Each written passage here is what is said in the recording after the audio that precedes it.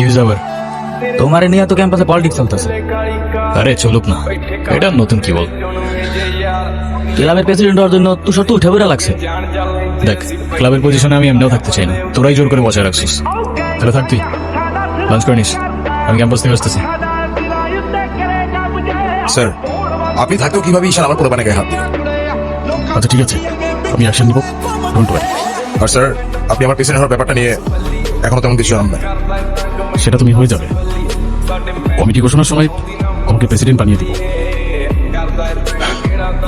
Varsity সব পোলাপান ঈশান সাপোর্টে, এমন একটা ভাব ঈশান সব ভার্সিটি পোলাপানদের টাকা দিয়ে কিনা রাখছে।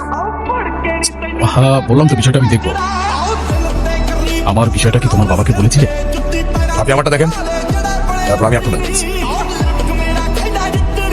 ভাই, স্যার কি বিচার টিচার করবো না নাকি আমরাই করে নেব?